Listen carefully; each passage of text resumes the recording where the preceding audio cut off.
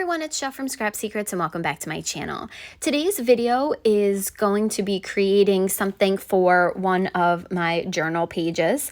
I read 51 books, I believe, last year, and I wanted to kind of celebrate me doing that because it was really tough to do with not starting in January as well as starting school in August and then still being able to do more than one book a week. I know I read at least 50, but I think it was 51 books. So I do have a list of them and I wanted to do something different. And I went through my stash and I bought a bunch of book-themed products from Waffle flour. So I thought, hey, let's create some journal pages. We'll do a 2024 and a 2025 page in my larger journal. So wanted to get started. This will be a 2-page spread. I probably will continue this into 2026, 2027, hopefully.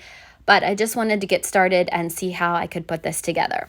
So the first thing that I did was I'm using the Waffle flour Simple Shelves die. And I cut it out of the Astro Designs cardstock. It's 100 sheets of 65 pound. It's 4.5 by 6.5. This was the paper pack that I got from Honeybee Stamps, and it's over in my Honeybee haul video, a couple videos before this if you wanted to check it out. Now you'll notice that when I put on the Distress Oxide, I am going over it pretty light-handed, which is unusual for me, and I'm going in a straight line versus the circular motion that I normally do. And the reason that I'm doing that is because these shelves are so thin. I did cut out another one the other day and I left it on my desk because I wanted to start this project, and one of my kittens, I'm going to say it was probably Oreo, took it off my desk and one of the shelves is ripped. So I had to cut out another one, and to avoid having to cut out a third one because I ripped it, I was going over these very gently. I'm using 3 colors of Distress Oxide: Frayed Burlap, Vintage Photo, and Scorched Timber. And when I was going over them, you'll notice, I don't know if you can see it in the video, but you can see it in person. It almost has a wood grain effect to it. And I don't know if that's because of what was on the cardstock. I don't know if there's like a texture to it, but it was really cool. I was really loving that. So then I cut a piece of white cardstock down. This is just I think this is the Astro Brace. It's the one that I got from Target a while ago. I just cut that down. I didn't want to use any more of the Astro Designs paper because that's sized almost perfectly for an A2 size card, and I wanted to use that. I wanted to save those ones. So I just took a scrap piece of cardstock, and I'm using those same 3 colors to create the back panel for the bookshelf. Now, if I was putting this in something else like a frame, or if I was doing something hanging up on a wall or whatever, I probably would have used foam tape to go ahead and pop up the frame of the bookshelf.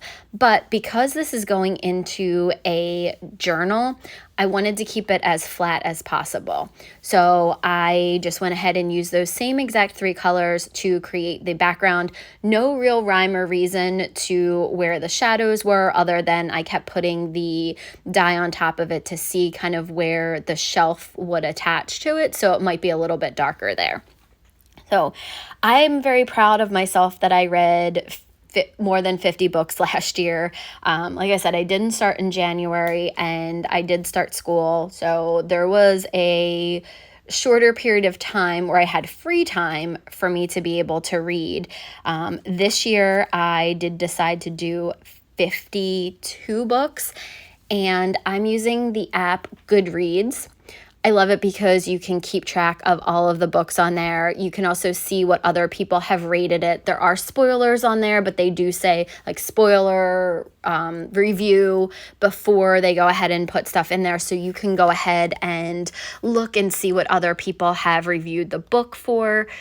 You can also see what they have read. So you can see if what they read is very similar to what you read. You can find new books on there. So I absolutely love it.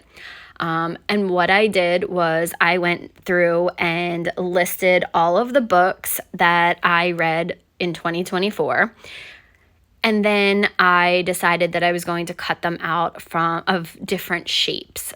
So after I went ahead and attached the front piece to the back piece, I got started working on the books. This is actually the next day when I was working on the books, and cut out little pieces. So here is the list of all the books, and you'll notice that I went ahead and put a color in front of the book title. In Goodreads, you can actually click on the books and you can see the front cover. And I thought I wanted a lot of different colors on my shelf, because I read a lot of different colorful books. So I picked 1 or 2 colors from the cover of the book that I was going to go ahead and use for the books on my shelf. And this is actually the second to last book that I read in 2024.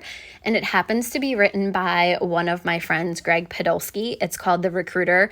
And if you guys have not read it, it is amazing. It is an action-packed, just spy-ish kind of novel. And it is so, so good. It's definitely an action book. And I believe it also may be turned into a movie. So not that I'm biased or anything, but the book is really, really good. I do believe he is writing a sequel, and my best friend's husband happens to be in it for a little bit, which is kind of cool.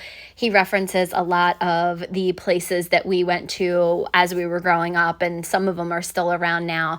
So that was pretty neat to see a lot of your town and your local things in there. So if you guys get a chance, check it out. So I created those 2 books, and that stencil that I used for the diamond and the circle pattern is from Waffle Flower. It's called Simple Books, and I believe it's a 3 stencil set.